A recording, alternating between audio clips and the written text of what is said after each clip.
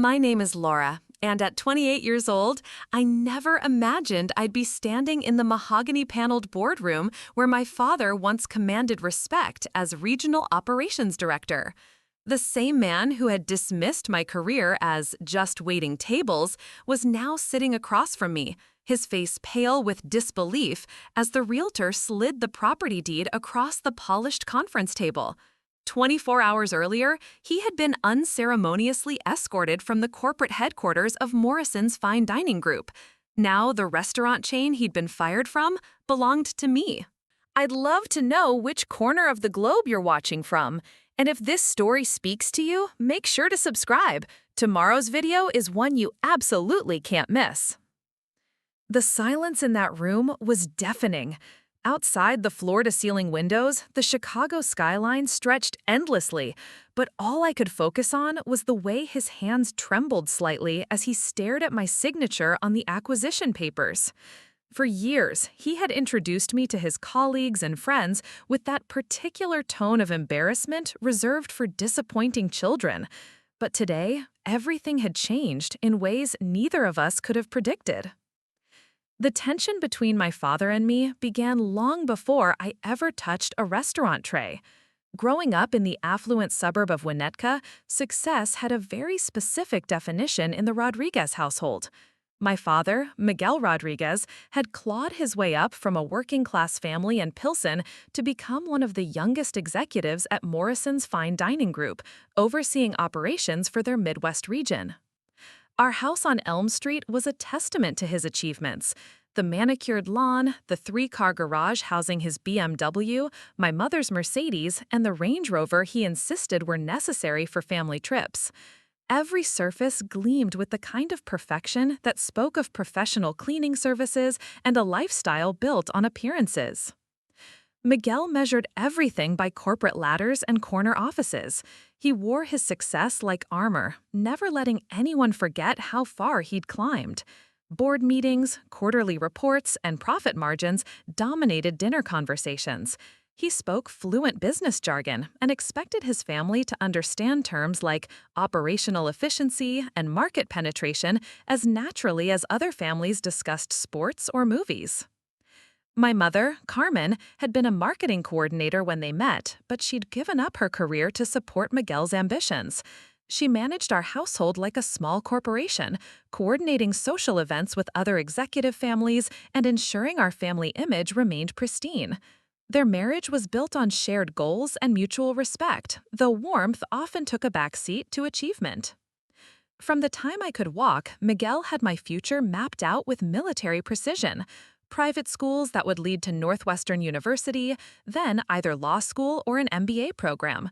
He envisioned me joining him in the corporate world, perhaps even at Morrison's, climbing the executive ladder he'd worked so hard to ascend. But I was drawn to different things entirely. While Miguel discussed market analyses over breakfast, I found myself fascinated by the way our housekeeper, Mrs. Patterson, could transform simple ingredients into meals that brought comfort and joy. When we dined at upscale restaurants, I wasn't impressed by the opulent decor or the status they represented. Instead, I watched the servers navigate complex orders and demanding customers with grace under pressure. High school only widened the gap between Miguel's expectations and my natural inclinations. While my classmates at Winnetka Academy competed for internships at prestigious firms, I volunteered at a local community center, helping serve meals to families struggling to make ends meet. Miguel viewed this as admirable charity work, never suspecting it was where I felt most alive and purposeful. The real friction began during my junior year when I started working part-time at Cafe Luna, a small family-owned restaurant in neighboring Wilmetka. I told Miguel it was just a way to earn spending money and learn responsibility.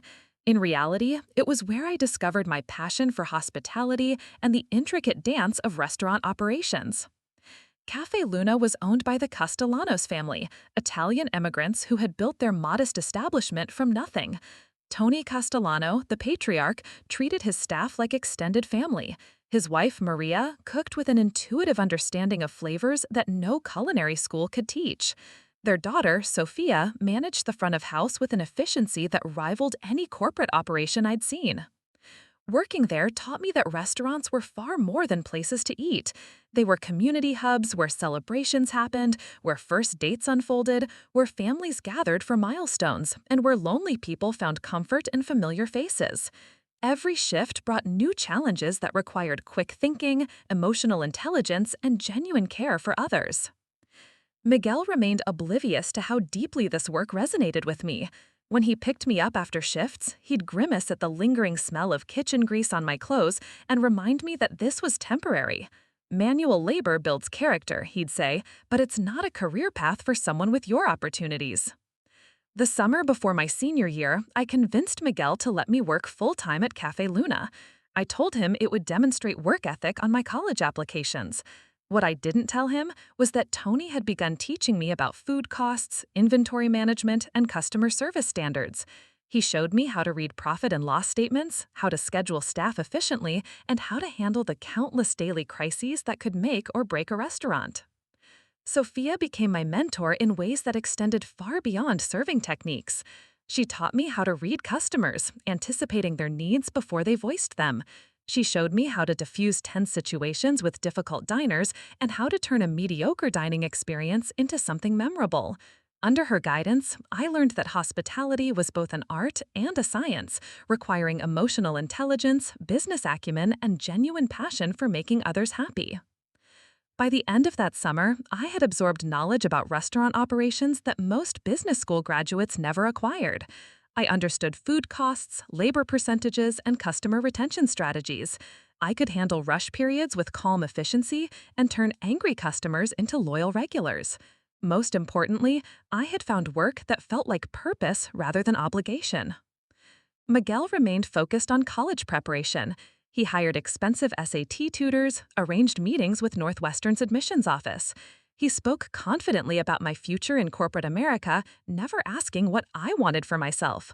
The assumption that I would follow his predetermined path was so absolute that questioning it seemed almost impossible. Senior year brought mounting pressure to commit to his vision.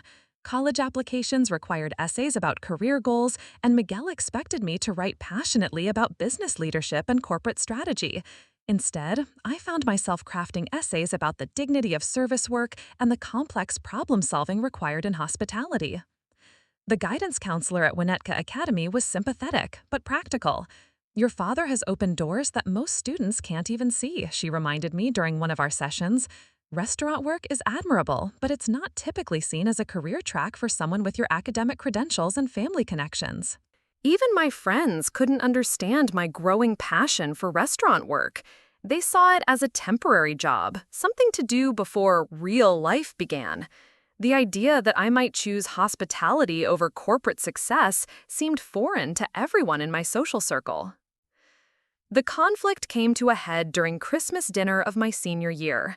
Miguel was entertaining colleagues from Morrison's, including his boss, the regional vice president. As they discussed expansion plans and market opportunities, Miguel mentioned my summer job with his characteristic dismissiveness. "Laura's been working at some little neighborhood restaurant," he told them, chuckling. "Good experience for understanding the service industry from the bottom up. She'll appreciate management perspectives much more when she joins the corporate world." I felt something snap inside me at that moment.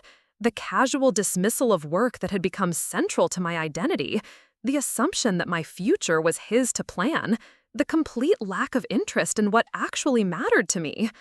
I excused myself from the table and spent the rest of the evening in my room, finally accepting that Miguel and I wanted fundamentally different things from life. That night marked the beginning of my real education in disappointment and determination. I realized that Miguel's love came with conditions I couldn't meet without betraying myself. The path forward would require choices that would challenge everything our family valued, but staying silent was no longer an option. The foundation was set for a conflict that would reshape both our lives in ways neither of us could imagine. The first major confrontation came in February of my senior year, 3 months before college decisions were due. I had been accepted to Northwestern with early admission, just as Miguel had orchestrated. The acceptance letter sat framed on his desk at Morrison's corporate headquarters, a trophy he showed to anyone who would listen. But I had also been secretly researching culinary management programs at Johnson & Wales University in Providence. Their curriculum combined hands-on restaurant experience with business education specifically tailored for hospitality careers. When the acceptance packet arrived on a Tuesday afternoon, I hid it in my bedroom, knowing that revealing it would trigger a family crisis I wasn't ready to face. The decision became urgent when Northwestern's enrollment deadline approached. Miguel had already put down the deposit without consulting me, assuming my compliance was guaranteed. He had even reached out to contacts in Morrison's corporate training program, laying groundwork for my eventual internship placement. Tony Castellano noticed my growing anxiety during shifts at Cafe Luna. One evening, as I mechanically wiped down tables after the dinner rush, he pulled me aside in the empty dining room. The warm glow from the vintage Edison bulbs cast long shadows across the checkered floor, creating an atmosphere of intimacy that encouraged honest conversation. "You've been distracted lately," Tony observed, his weathered hands folding napkins with practiced efficiency. "Something eating at you." I found myself confessing everything. The pressure from Miguel, the Northwestern enrollment deadline, the secret acceptance to Johnson & Wales, and my growing certainty that I wanted to build a career in restaurants. Tony listened without judgment, occasionally nodding as I spoke. "Your father sounds like a man who equates success with status," Tony said finally. "Nothing wrong with ambition, but he's missing something important. The restaurant business isn't just about making money. It's about creating experiences, building community, taking care of people. That takes a different kind of intelligence, a different kind of heart." He paused, studying my face carefully. "But you already know that, don't you? The question is whether you're brave enough to disappoint him, to be true to yourself." Tony's words crystallized something I had been avoiding. The conflict with Miguel wasn't really about career paths or educational choices. It was about fundamental values and what kind of life I wanted to build. Miguel valued prestige, financial security, and social status. I valued purpose, human connection, and the satisfaction of excellent service. A lot of love and effort went into bringing this story to life. If you're enjoying it, we'd be so grateful if you'd subscribe to our channel. Now, back to where we left off. The confrontation I had been dreading finally arrived on a snowy Thursday evening in March. Miguel came home from work unusually early, his mood darkened by what I would later learn was mounting pressure at Morrison's. Corporate restructuring had eliminated several middle management positions, creating uncertainty even for executives who had previously felt secure. He found me in the kitchen, experimenting with a pasta recipe Sophia had taught me. The smell of garlic and fresh herbs filled the air as I worked, completely absorbed in the process of creating something delicious from simple ingredients. For me, cooking has become a form of meditation, a way to process stress and find clarity. Miguel watched me work for a few moments, his expression unreadable. Then he noticed the Johnson & Wales materials I had accidentally left on the counter, partially hidden under a dish towel. The colorful brochures featuring professional kitchens and dining rooms were unmistakably culinary school marketing materials. "What is this?" he asked, his voice carrying a dangerous edge I recognized from his difficult phone calls with underperforming restaurant managers. I turned off the burner and faced him, knowing there was no avoiding the conversation any longer. "It's a culinary management program. I was accepted with a partial scholarship." Miguel picked up the brochures, flipping through them with increasing agitation. "Culinary management? Laura, we've already discussed your future. You're enrolled at Northwestern. You have opportunities that most people can only dream about." "Opportunities you want for me," I replied, trying to keep my voice steady, "not the opportunities I want for myself." The argument that followed was unlike anything we had experienced before. Miguel's disappointment was volcanic, erupting with years of accumulated expectations and professional pressure. He couldn't understand how I could reject the path he had worked so hard to provide. "Do you have any idea what I've sacrificed to give you these choices?" he demanded, his face flushed with anger and bewilderment. I've spent 15 years building relationships, earning respect, and creating opportunities for this family. And you want to throw it all away to become a waitress? I don't want to become a waitress, I shot back, my own frustration finally finding a voice. I want to understand every aspect of restaurant operations. I want to learn food service management, hospitality marketing, kitchen operations, and financial planning for restaurants. It's a legitimate business degree with a specific focus. Miguel dismissed my explanation with a wave of his hand. It's service work dressed up with fancy terminology. You'll be dealing with drunk customers and washing dishes, not sitting in boardrooms making strategic decisions. The conversation devolved into a fundamental disagreement about the nature of work and success. Miguel saw restaurants as businesses where the real power lay with corporate ownership and management companies like Morrison's. The people who actually ran the restaurants, who served the food and managed daily operations, were expendable labor in his worldview. Carmen tried to mediate, suggesting we take time to research the culinary program more thoroughly. But Miguel had already made his judgment. Culinary school was an expensive detour from my predetermined path, a rebellion that needed to be corrected rather than understood. The standoff continued for weeks. Miguel refused to discuss alternatives to Northwestern, while I quietly researched student loan options that would allow me to attend Johnson & Wales without his financial support. The tension in our house became suffocating, with every interaction weighted by our unresolved conflict. During this period, my work at Cafe Luna became even more important. Tony and Maria Castellano provided the encouragement and validation that was missing at home. They had built their restaurant from nothing, creating something that provided both financial stability and personal fulfillment. Their success proved that Miguel's narrow definition of achievement wasn't the only viable path. Sophia shared stories of her own family conflicts when she had chosen restaurant management over her parents' preference for traditional office work. Immigrant families especially struggle with this, she explained, during a quiet moment between dinner service. Our parents worked so hard to give us opportunities they never had. Sometimes they can't see that we're trying to honor their sacrifice in our own way. The resolution came unexpectedly in early April. I had been working a particularly busy Saturday night at Cafe Luna when I noticed a familiar figure at table 12. Miguel sat alone, studying the menu with the intense focus he usually reserved for quarterly reports. I approached his table with professional composure, though my heart was racing. "Good evening. Can I start you with something to drink?" Miguel looked up, his expression unreadable. "Club soda with lime," he said, quietly, "and I'd like to try whatever you recommend from the menu." I suggested Tony's signature osso buco, a dish that required hours of careful preparation and represented everything I loved about thoughtful cooking. Miguel nodded and closed his menu, watching as I moved through my section with practiced efficiency. For the next 2 hours, I served him with the same attention I gave every customer, checking on his needs without hovering, ensuring his water glass never emptied, timing his courses perfectly.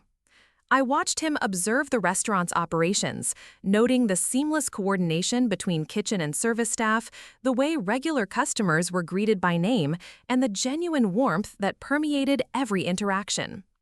When Miguel finished his meal, he asked to speak with the manager. Tony emerged from the kitchen, wiping his hands on his apron, and I watched nervously as they conversed quietly. Miguel asked detailed questions about the restaurant's operations, staff training, and business model. Tony answered with the kind of comprehensive knowledge that only comes from hands-on experience and genuine expertise. After Miguel left, Tony found me in the server station, rolling silverware for the next day's setup. "Your father is a smart man," he said thoughtfully. "He sees quality when it's presented properly. Tonight, he saw you as a professional, not just his daughter playing at a restaurant." That conversation marked a subtle shift in our household dynamic. Miguel didn't immediately embrace my career choice, but he stopped actively opposing it. The Johnson & Wales enrollment deadline was approaching, and he finally agreed to visit the campus with me to see the program firsthand. The campus tour was a revelation for both of us. The facilities were impressive, featuring professional-grade kitchens, mock dining rooms for service training, and classrooms equipped for business education. The curriculum combined hands-on culinary training with courses in restaurant finance, marketing, operations management, and hospitality law. Most importantly, Miguel met students and faculty who challenged his preconceptions about restaurant careers. These weren't failed academics settling for service work. They were ambitious, intelligent people pursuing sophisticated careers in a complex industry. Some graduates had gone on to open successful restaurants, others worked for major hotel chains, and many had built consulting firms that served the hospitality industry. By the end of the campus visit, Miguel's opposition had transformed into cautious curiosity. He was still worried about my decision, but he could no longer dismiss it as youthful rebellion or lack of ambition. The conversation on our drive home was the most honest we had shared in months. "I still think you're making this harder than it needs to be," he admitted, as we navigated Chicago traffic. "But I can see this isn't just a phase. You've put real thought into this." 3 weeks later, I enrolled at Johnson & Wales University with Miguel's grudging financial support and Carmen's enthusiastic blessing. The decision marked the end of one chapter and the beginning of another, though neither of us suspected how dramatically our paths would intersect again in the years to come. Providence, Rhode Island felt like stepping into an entirely different world. Johnson & Wales University buzzed with an energy I had never experienced, where passion for food and hospitality wasn't seen as settling for less, but as pursuing excellence in a demanding field. My dorm mate, Jessica Chen from San Francisco, came from a family of restaurateurs who had built a small empire of authentic Sichuan restaurants across the Bay Area. For her, my choice to study hospitality, despite my father's corporate background, was admirable, not puzzling. The intensity of the program caught me off guard initially. Chef Morrison's introductory culinary class began at 5 a.m., requiring precision knife work and foundational cooking techniques that left my hands cramped and my confidence shaken. Professor Williams taught restaurant finance with the same rigor I imagined Miguel applied to Morrison's quarterly reviews, analyzing profit margins and operational costs with unforgiving detail. But it was Professor Sarah Bennett's restaurant operations management course that truly opened my eyes to the complexity of the hospitality industry. She had managed restaurants for major hotel chains before transitioning to education, bringing real-world experience that made every lesson immediately applicable. Under her guidance, I learned about supply chain management, staff scheduling optimization, customer relationship systems, and crisis management protocols that rivaled anything taught in traditional business schools. The workload was relentless. Between kitchen practicum, business coursework, and mandatory internship shifts at local restaurants, I rarely had time for the social aspects of college life that my high school friends were experiencing at their traditional universities. While they posted photos of fraternity parties and campus events, I was perfecting mother sauce techniques and analyzing case studies of restaurant failures. My first internship placement was at the Copper Kettle, an upscale farm-to-table restaurant in downtown Providence. The head chef, Marcus Rodriguez, had trained at Le Cordon Bleu and worked in Michelin-starred kitchens before returning to New England to open his own establishment. His standards were impossibly high, and his temper legendary among the staff. Working under Marcus taught me that restaurant excellence required obsessive attention to detail that went far beyond what customers saw. Every plate had to be perfectly composed, every sauce tasted and adjusted throughout service, every interaction with front-of-house staff coordinated with military precision. The pressure was intense, but it was also exhilarating in ways I couldn't have anticipated. During my second semester, I received an unexpected call from Miguel. His voice carried a strain I hadn't heard before, though he tried to maintain his usual confident tone. Morrison's fine dining group was undergoing major restructuring, consolidating regional operations and eliminating redundant executive positions. His job wasn't in immediate danger, but the corporate culture was shifting toward younger, more cost-conscious management approaches. "How's school going?" he asked, and for the first time, the question seemed genuine rather than perfunctory. I told him about my coursework, the internship challenges, and the comprehensive business education I was receiving. Miguel listened with what sounded like growing interest, asking specific questions about restaurant profitability analysis and operational efficiency metrics. The conversation lasted nearly an hour, longer than any we had shared since I'd left for college. It sounds more complex than I realized, he finally admitted. The business side, I mean. I always thought restaurant management was mostly about keeping customers happy and food costs low.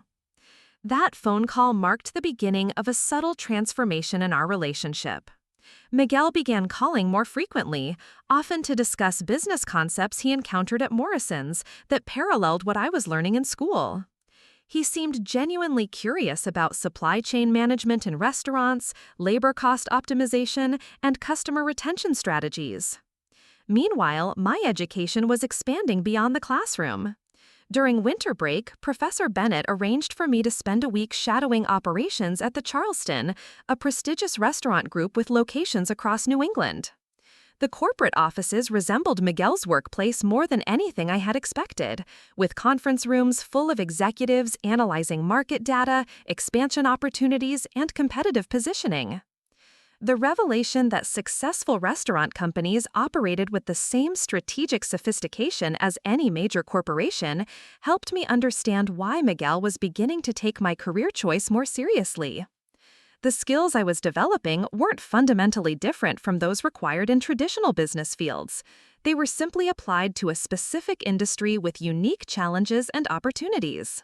My junior year brought an opportunity that would prove pivotal. Chef Morrison announced a special project. Students would work in teams to develop comprehensive business plans for new restaurant concepts, including market analysis, financial projections, operational procedures, and marketing strategies.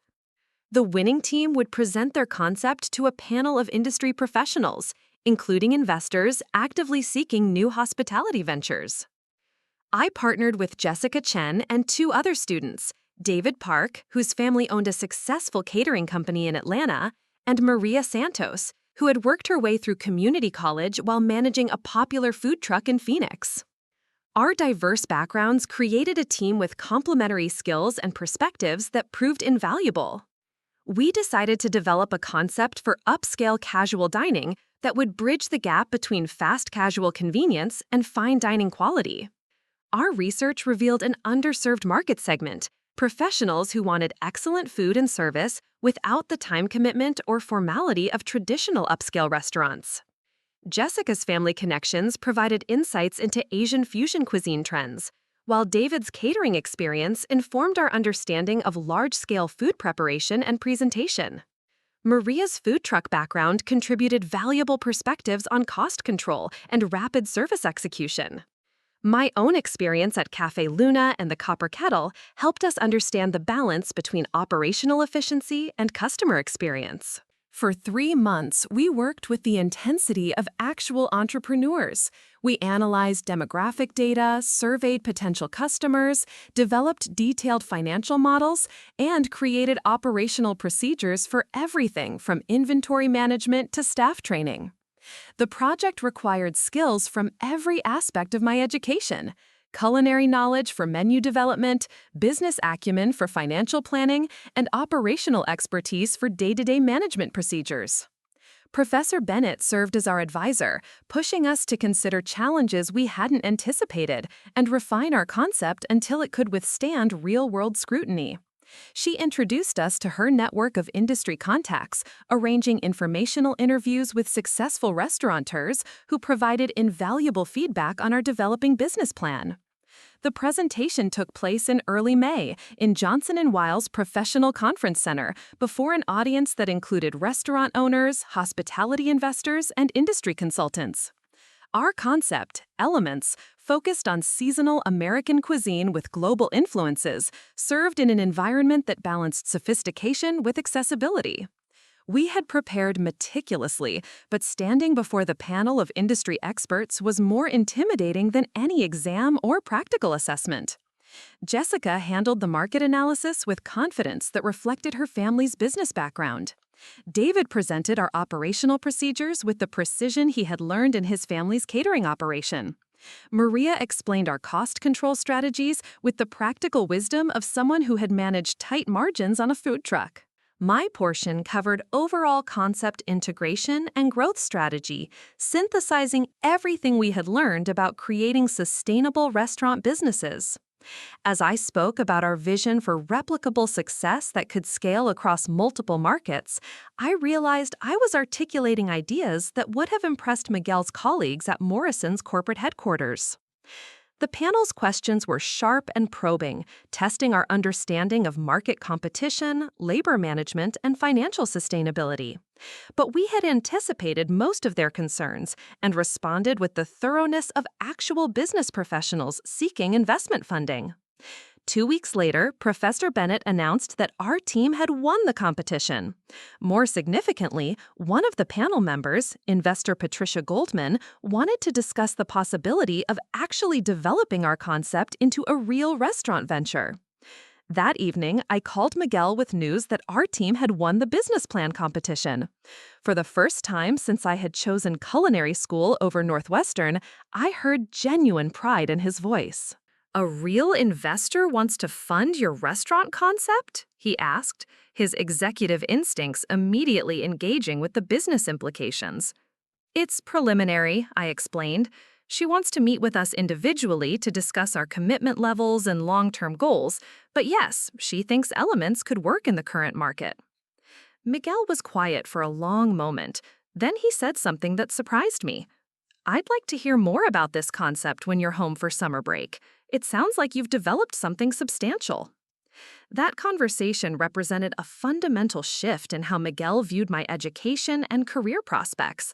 I was no longer his daughter playing at restaurant work. I was a business professional, developing marketable skills in a legitimate industry. The validation meant more than I had expected, though I was beginning to understand that my sense of accomplishment no longer depended entirely on his approval. Summer break would bring new challenges and opportunities that neither of us could have anticipated, setting the stage for developments that would eventually transform both our lives in ways we never imagined possible. Summer break brought an unexpected intensity to my relationship with both my family and my future. Patricia Goldman's interest in our elements concept had evolved into serious discussions about a pilot location in Boston's Back Bay area. She wanted to meet with each team member individually before committing to what would be a substantial 7-figure investment in a new restaurant venture. The meeting took place in Patricia's corner office overlooking Boston Harbor, where floor-to-ceiling windows framed the city's financial district. Her reputation as a successful hospitality investor was well established, having backed 12 restaurant concepts over the past decade, with 8 achieving profitability within their first 2 years. She didn't waste time on pleasantries. "Your team's business plan impressed me," she began, studying my resume with the focused attention of someone accustomed to making rapid, high-stakes decisions. "But I need to understand individual commitment levels. Restaurant ventures fail most often because partners aren't prepared for the reality of 18-hour days and complete lifestyle sacrifice." I explained my background, from my early work at Café Luna through my current education and internship experiences. Patricia asked detailed questions about my family's reaction to my career choice, my financial situation, and my long-term goals within the hospitality industry. The conversation felt more like a psychological evaluation than a business meeting. "Your father works for Morrison's Fine Dining Group," she noted, referencing information I had included on my background questionnaire. "That's interesting. They've been struggling lately with market positioning and operational costs.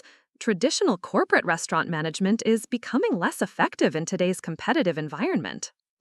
I hadn't realized that Morrison's challenges were visible to industry outsiders, but Patricia's observation aligned with hints Miguel had dropped during our recent conversations. The company that had provided our family's financial security and social status was apparently facing significant headwinds. Patricia's assessment of our team was ultimately positive, but she wanted us to spend the summer developing additional operational details before making a final investment decision.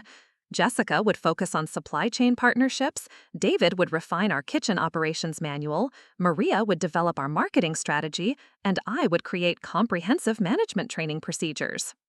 The work was more demanding than any summer job I had previously experienced. Creating detailed operationals manuals required understanding every aspect of restaurant function, from opening procedures to closing checklists, staff scheduling to inventory rotation. I spent days at various restaurants throughout the Boston area, observing different management approaches and interviewing experienced operators about their methods. Meanwhile, events at Morrison's were taking a concerning turn. Miguel's phone calls became more frequent but less optimistic. The company had hired a consulting firm to evaluate operational efficiency, and rumors of major layoffs circulated throughout the corporate offices. Several longtime executives had already been let go, replaced by younger managers with different approaches to restaurant operations. "They're bringing in people with technology backgrounds," Miguel confided during one of our conversations. "Everything is about digital optimization and data analytics now. 20 years of experience managing actual restaurants doesn't seem to matter anymore." The irony wasn't lost on me. Miguel had spent years dismissing restaurant work as unsophisticated, yet the corporate restructuring at Morrison's was moving away from executives like him toward managers who understood on-the-ground operations. The skills I was developing through hands-on experience were increasingly valued, while traditional corporate management approaches were being questioned. In late July, Miguel visited me in Boston to see firsthand what I had been working on. I arranged for him to tour several restaurants where I had been conducting research, including a successful farm-to-table concept that had grown from a single location to 6 restaurants across New England in just 4 years. The owner, Thomas Chen, no relation to my teammate Jessica, had started as a line cook and worked his way up through every position in restaurant operations before opening his first location.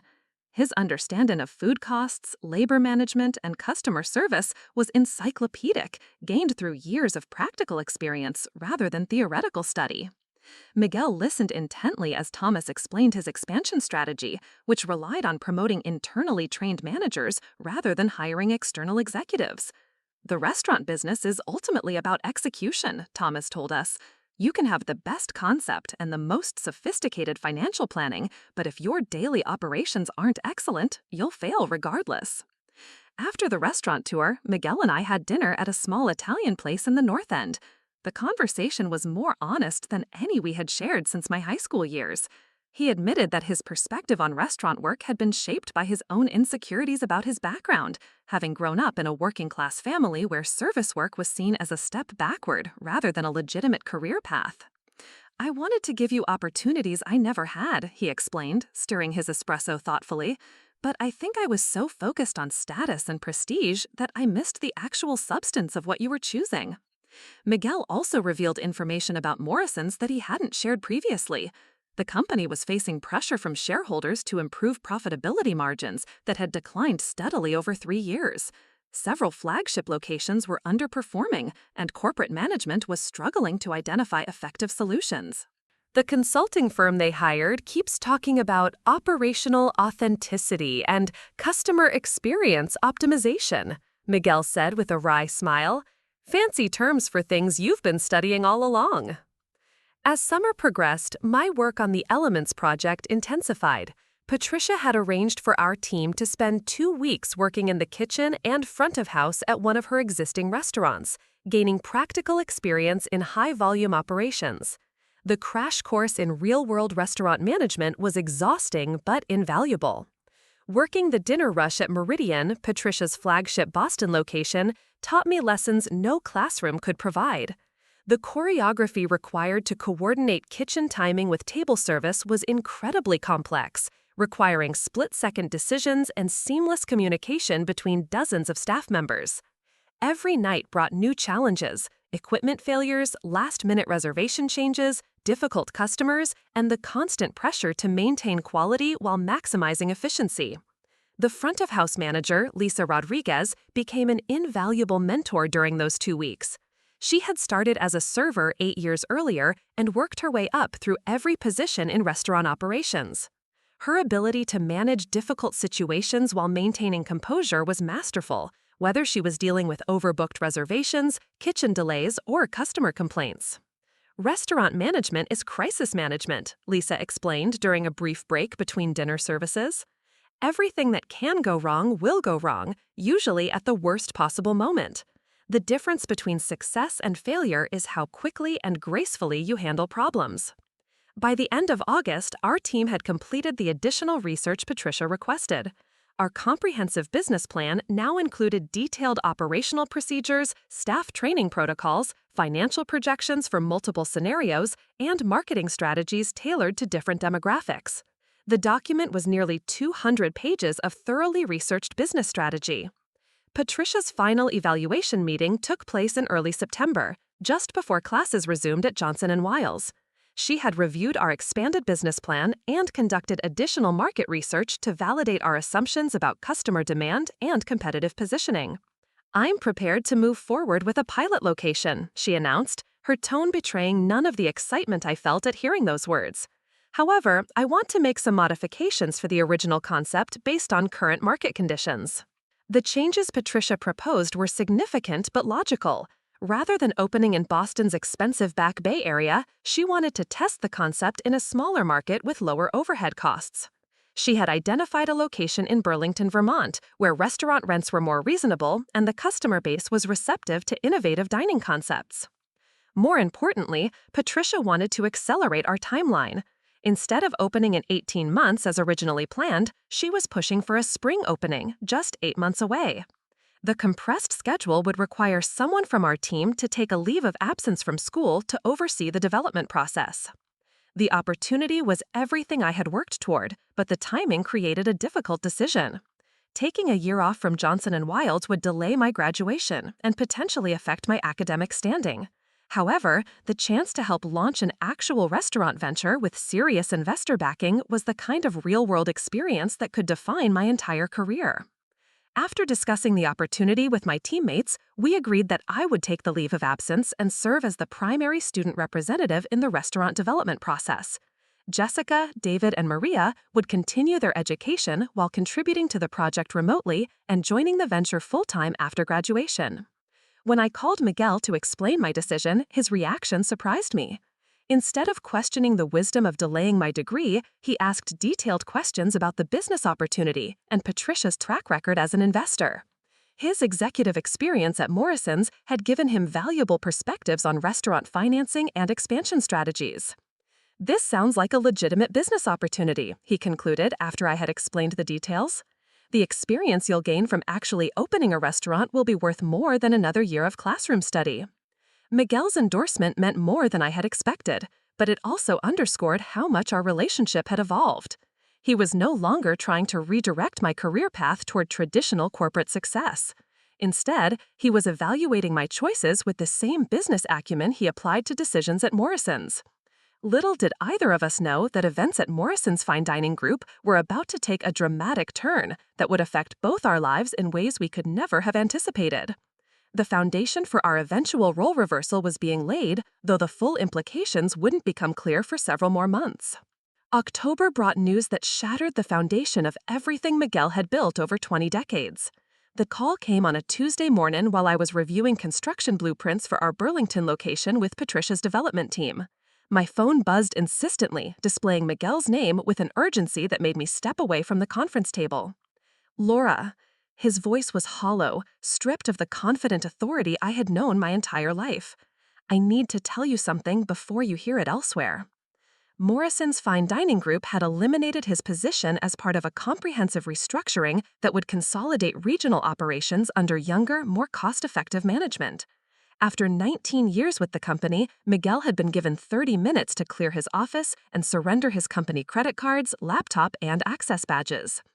"They're calling it a workforce optimization," he said, the corporate euphemism bitter in his mouth. "Streamlining operations for enhanced efficiency. 23 executives were let go today, mostly people who've been with the company for more than 15 years.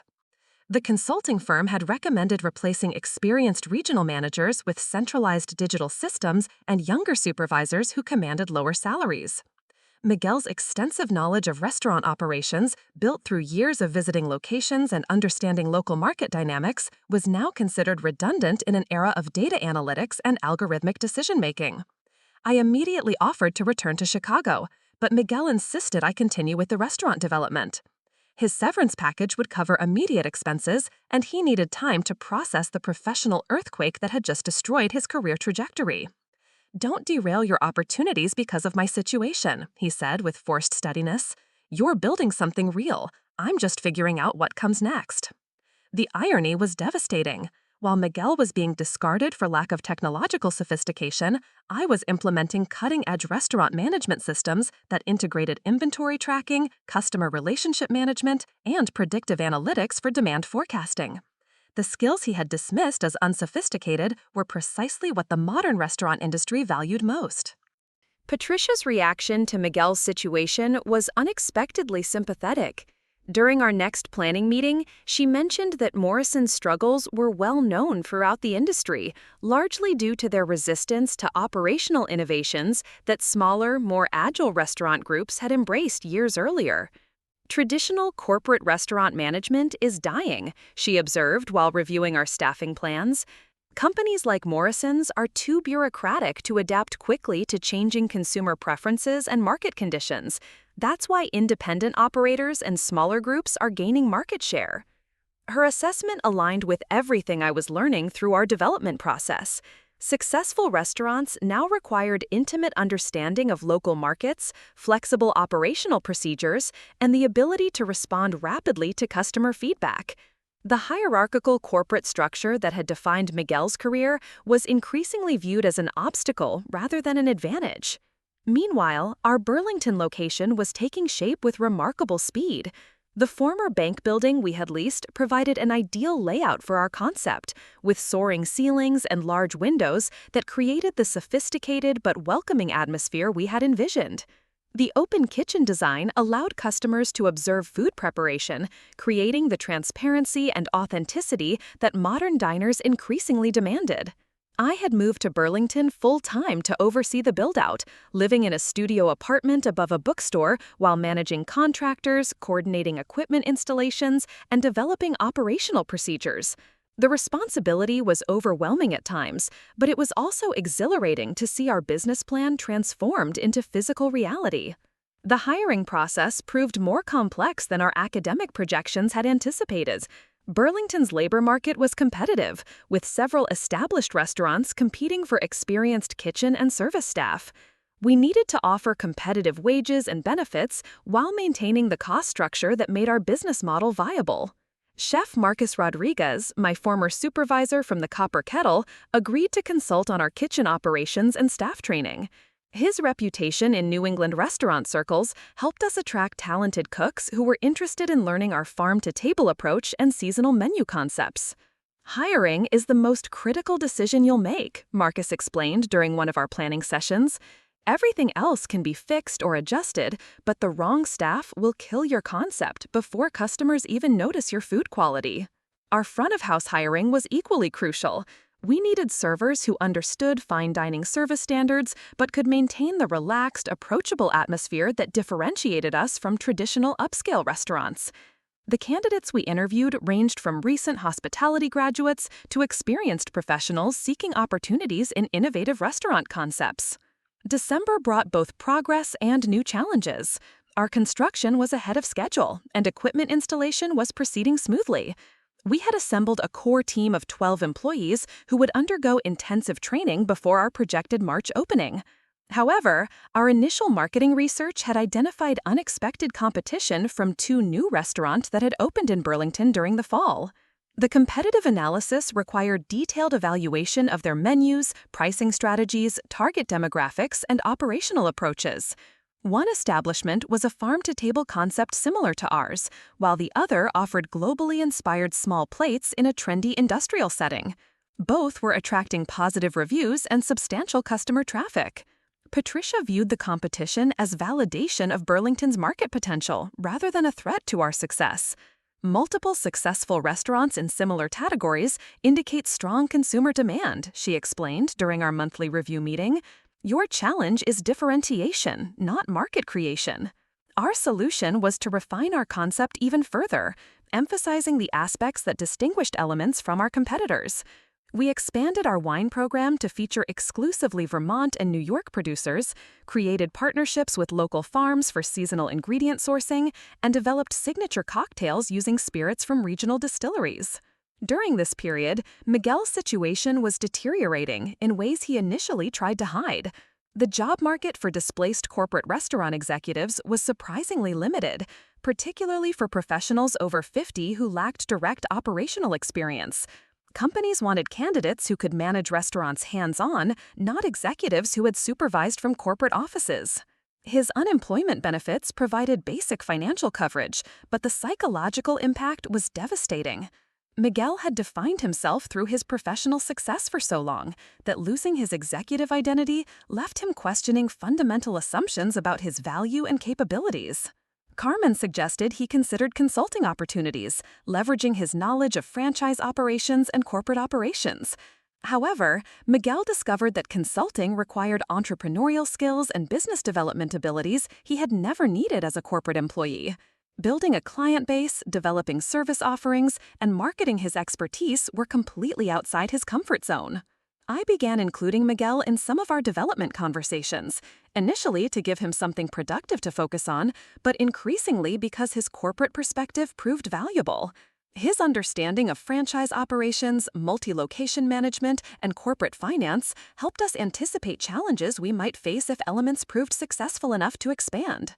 "Your operational procedures are more sophisticated than anything Morrison's implemented," he admitted after reviewing our training manuals and quality control systems. We were so focused on cost control and standardization that we lost sight of customer experience and employee engagement. Miguel's involvement in our project evolved gradually from casual interest to genuine contribution. His questions about our business model were sharp and insightful, reflecting 2 decades of restaurant industry experience, even if it had been from a corporate rather than operational perspective. In January, Patricia suggested that Miguel might be interested in joining our venture as a business development consultant. Our success in Burlington could potentially lead to expansion opportunities that would require someone with his background in multi-location management and franchise operations. The proposal was unexpected but logical. Miguel's corporate experience complemented our operational expertise, creating a team with both grassroots restaurant knowledge and strategic business development capabilities. More importantly, it would give Miguel a professional opportunity that utilized his existing skills while learning the operational approaches he had previously dismissed. Miguel's initial reaction was skeptical. "I don't know anything about actually running restaurants," he protested. "My experience is all corporate oversight and financial management." "That's exactly what we need if we expand beyond Burlington," I replied. "Patricia wants someone who understands the business side of restaurant growth, not another operations manager." The conversation marked a complete reversal of our traditional roles. I was now offering Miguel professional opportunities based on my own business success, while he was questioning his qualifications for restaurant work. The dynamic felt surreal, but it also felt like the beginning of a partnership built on mutual respect rather than paternal authority.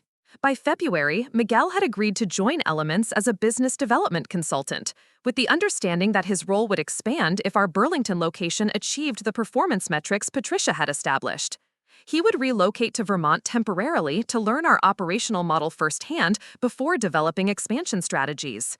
The decision meant that Miguel would be working for me in the restaurant industry he had once dismissed, learning the skills he had spent years telling me weren't worth pursuing. The irony was profound, but it was also the foundation for a relationship neither of us could have imagined when I first announced my intention to study culinary management. Our opening was just weeks away, and everything we had worked toward was about to be tested by the ultimate judge, paying customers with endless dining options and unforgiving expectations. Success would validate everything I had risked to pursue this path. Failure would be public, expensive, and potentially devastating for everyone who had invested in our vision. The stakes had never been higher, but for the first time in my life, Miguel and I were facing them together. March 15th arrived with the weight of 3 years' preparation condensed into a single evening. Elements would open its doors to the public for the first time, transforming our meticulously planned concept into live restaurant service with real customers, real pressure, and real consequences for every decision we had made. The final week had been a controlled chaos of staff training, equipment testing, and system debugging. Our team of 14 employees had worked through every possible scenario during practice services, serving meals to friends, family, and industry professionals who provided feedback on everything from food temperature to service timing. Miguel had arrived in Burlington 2 weeks earlier to observe our pre-opening operations. Watching him navigate the restaurant environment was fascinating and occasionally awkward. His instincts for business analysis were sharp, but he struggled with the physical demands and rapid pace of restaurant work. During one practice service, he attempted to help clear tables and nearly collided with our head server carrying a tray of wine glasses. "This is significantly more complex than I realized from corporate reports," he admitted, after observing a particularly busy lunch rush simulation. "The coordination required between kitchen and front of house is like conducting an orchestra while the building is on fire." Chef Marcus had insisted on working our opening week to ensure kitchen operations ran smoothly. His presence provided confidence for our cooking staff and credibility with food critics who would inevitably visit during our first month. The kitchen brigade we had assembled was young but talented, led by sous chef Jennifer Walsh, who had trained at several James Beard Award-winning restaurants before relocating to Vermont for lifestyle reasons. Our front-of-house team was anchored by Amy Richardson, an experienced server who had managed operations at some of Burlington's most successful restaurants. Her ability to read customers and anticipate their needs was masterful, and her training of our newer staff members had been invaluable during our preparation period. Patricia arrived the morning of opening day, conducting a final walkthrough that covered every detail from table settings to restroom supplies. Her standards were exacting, but her feedback was constructive rather than critical. She understood that opening night jitters were normal and that our success would be measured over months rather than hours. The first customers arrived at 5:30 p.m., a young couple who had made reservations based on our advanced publicity in local media. Watching Amy greet them with professional warmth while seamlessly coordinating with the kitchen felt like seeing months of planning come to life. Every system we had developed was being tested simultaneously: reservation management, kitchen timing, wine service, and the countless small details that create memorable dining experiences. Miguel positioned himself at the bar, where he could observe operations without interfering with service flow. His corporate background made him naturally analytical, mentally tracking table turns, order timing, and customer satisfaction indicators. I caught him taking notes on his phone, documenting observations that he would later compile into operational feedback. By 7 p.m., we were approaching full capacity, with a waiting list that stretched past our initial projections. The kitchen was handling the volume well, with Jennifer maintaining quality standards while pushing out plates with impressive efficiency. Our servers moved through their sections with confidence, managing multiple tables while maintaining the attentive but unobtrusive service style we had trained them to provide. The food was performing exactly as we had hoped.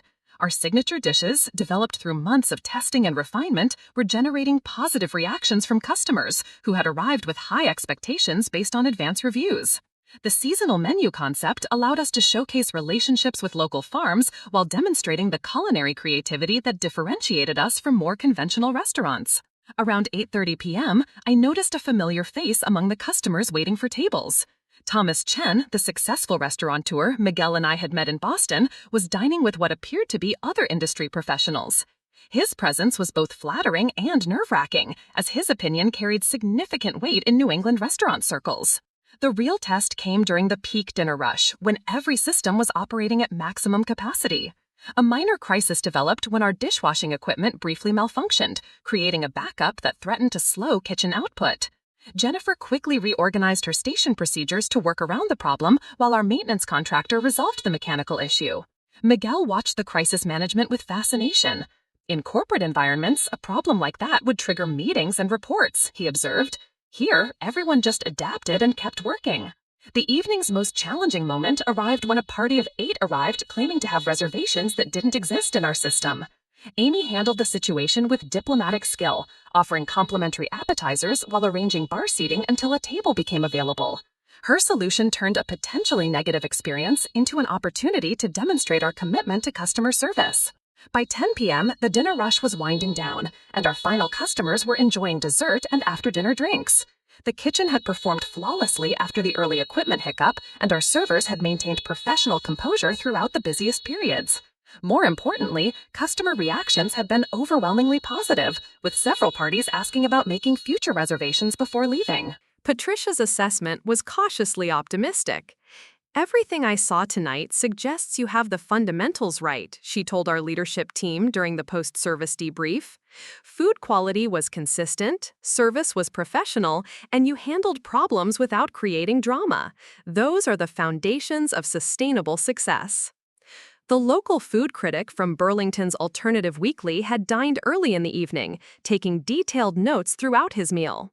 His preliminary feedback to Amy suggested a positive review, though he emphasized that his final assessment would be based on multiple visits over the coming weeks.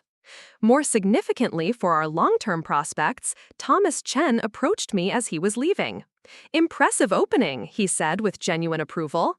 "Your concept execution is sophisticated, and your staff clearly understands your vision. I'll be interested to see how you maintain consistency as you get busier." The weeks following our opening brought steady crowds and increasingly positive word-of-mouth recommendations. Our reservation book filled consistently, and walk-in traffic exceeded our projections. More importantly, customer return rates were strong, indicating that our food and service were meeting the expectations created by our initial marketing efforts. Miguel's integration into our operations proved more valuable than anyone had anticipated. His corporate perspective helped identify efficiency improvements that our operationally focused team had missed. He developed systems for tracking customer preferences, managing supplier relationships, and analyzing financial performance that provided insights beyond what traditional restaurant metrics revealed. His relationship with our staff evolved from awkward observer to respected contributor. Despite his lack of hands-on restaurant experience, his business acumen and genuine interest in learning earned acceptance from team members who initially viewed him with suspicion. "Your father asks good questions," Jennifer mentioned during one of our weekly kitchen meetings. "He doesn't pretend to understand cooking, but he sees patterns in our costs and efficiency that help us improve." April brought an opportunity that would test everything we had built. Patricia received an inquiry from a potential investor interested in franchising our concept for expansion throughout northern New England. The preliminary discussions suggested significant financial backing for rapid growth, but they also required comprehensive documentation of our operational procedures and financial performance. Miguel's corporate background became crucial for this opportunity. His experience with franchise development, multi-location management, and investor relations provided expertise that our team lacked. Working together, we compiled the business documentation and financial projections necessary for serious expansion discussions. The franchise conversations progressed rapidly, leading to a formal presentation scheduled for early May. The potential investors represented a restaurant development group that had successfully expanded several concepts throughout the Northeast. Their interest in Elements reflected growing recognition that our approach to upscale casual dining filled a genuine market need. However, the expansion opportunity also created an unexpected complication. During our preparation for the investor presentation, Patricia revealed information about Morrison's fine dining group that would dramatically alter both Miguel's and my understanding of recent events. Morrison's was facing more than just operational restructuring. The company was quietly exploring acquisition opportunities to offset declining performance at their flagship locations. Their consulting firm had identified several successful independent restaurant groups as potential acquisition targets, and Elements had appeared on their preliminary research list. The revelation was stunning. The company that had fired Miguel was now potentially interested in acquiring the restaurant venture where he was building a new career.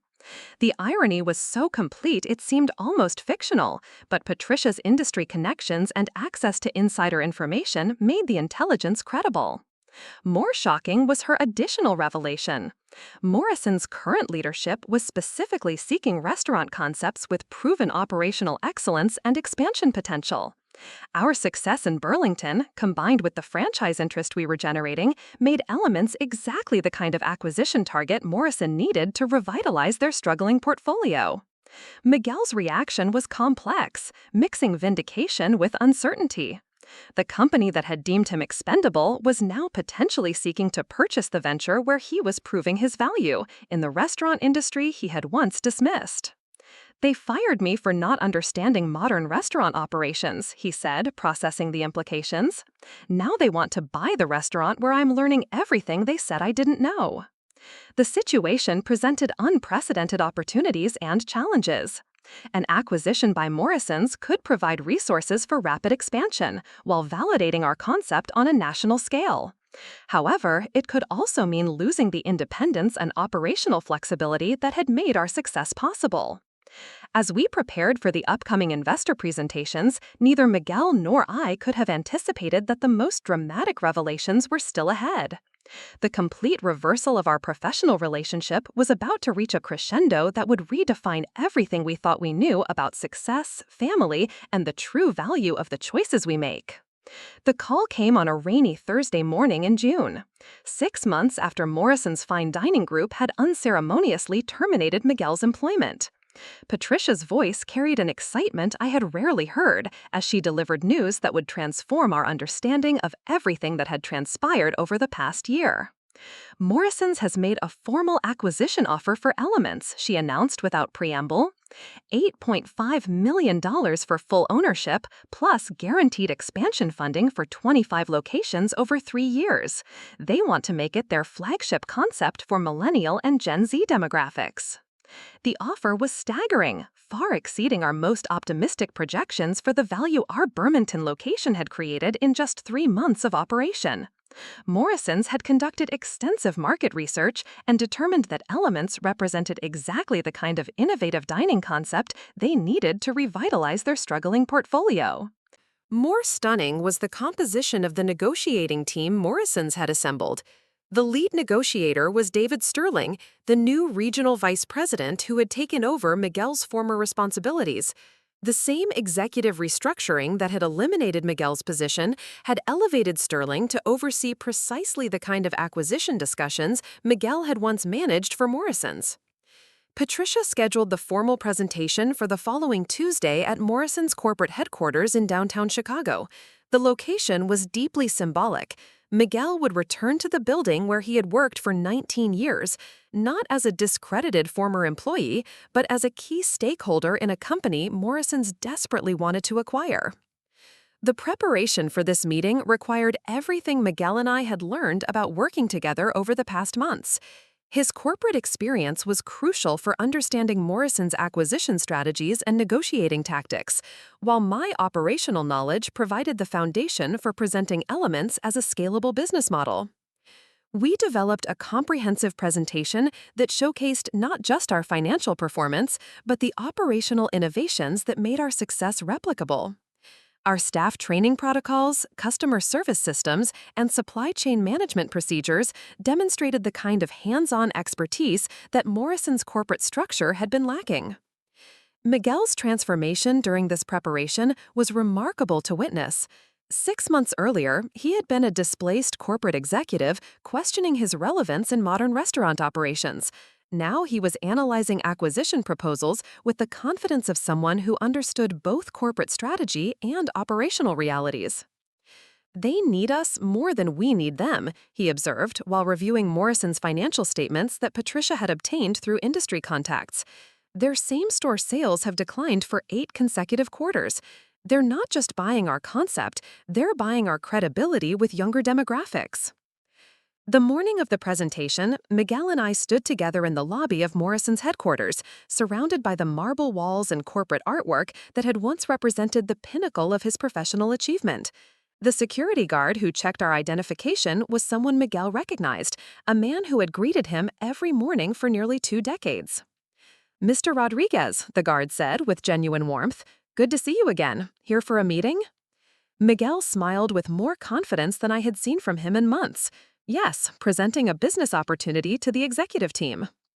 The conference room where the meeting took place was the same one where Miguel had attended countless strategy sessions and performance reviews. Now he sat across from his former colleagues, not as a subordinate, but as an equal partner in a venture they wanted to acquire. David Sterling led the Morrisons team, accompanied by the chief financial officer, head of strategic development, and 2 consultants from the firm that had recommended Miguel's termination. The irony was so profound it felt scripted, but the business implications were entirely real. Sterling's presentation of Morrison's offer revealed how thoroughly they had researched our operation. They had analyzed our customer demographics, studied our social media engagement, and even conducted focus groups to understand why Elements was attracting the younger customers Morrison struggled to reach. Your operational model represents everything our consulting analysis identified as necessary for contemporary restaurant success, Sterling explained, seemingly oblivious to the fact that Miguel had been fired for lacking exactly these capabilities: authentic local sourcing, flexible menu development, staff empowerment, and customer experience prioritization. When our turn came to present, Miguel's corporate fluency, combined with my operational expertise, created a compelling narrative about Element's expansion potential. We demonstrated how our training systems could be standardized without losing the authentic local connections that drove customer loyalty. The financial projections Miguel had developed showed how Elements could generate the profit margins Morrison needed while requiring lower overhead costs than their traditional locations. His analysis revealed inefficiencies in Morrison's current operations that Elements' approach could address systematically. Your existing infrastructure could support our expansion model, Miguel explained, clicking through slides that displayed market penetration strategies and demographic targeting. But success would require adopting operational philosophies that prioritize customer experience over standardized cost control. The Morrisons team asked detailed questions about our staffing model, supplier relationships, and quality control systems. Their inquiries revealed genuine interest in learning from our approach rather than simply acquiring our brand for cosmetic portfolio enhancement. During a break in negotiations, Sterling approached Miguel privately. The conversation was awkward but revealing, as Sterling attempted to rebuild a professional relationship with someone his own promotion had displaced. "I want you to know that your termination wasn't personal," Sterling said with uncomfortable sincerity. "The restructuring was about corporate positioning, not individual performance evaluation." Miguel's response was gracious but pointed. "I understand business decisions aren't personal, but they do have personal consequences. This experience taught me things about restaurant operations that I never learned in corporate positions."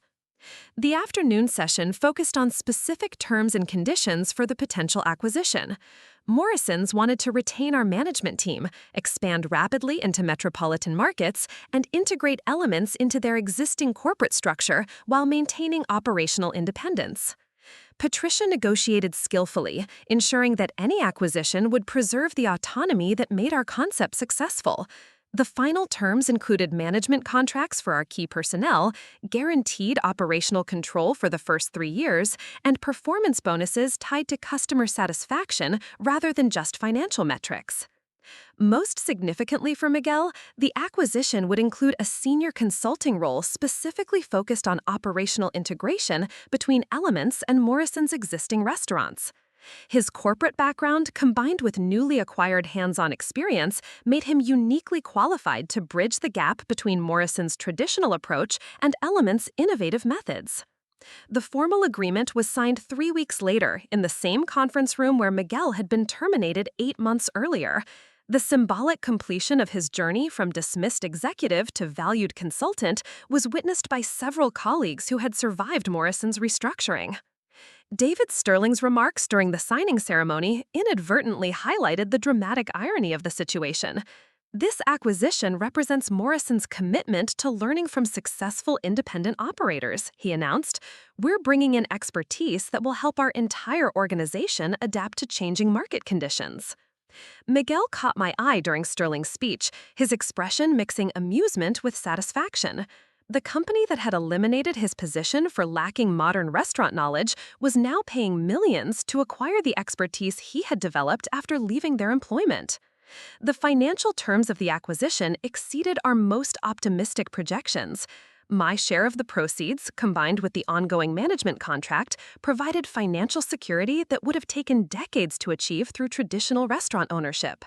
More importantly, the deal validated every choice I had made since deciding to pursue hospitality management against Miguel's initial objections. Miguel's consulting contract with Morrisons offered him something even more valuable than financial compensation: professional redemption on terms he had earned through genuine learning and growth. He would return to corporate restaurant management not as the same executive who had been dismissed, but as someone who understood both strategic planning and operational excellence.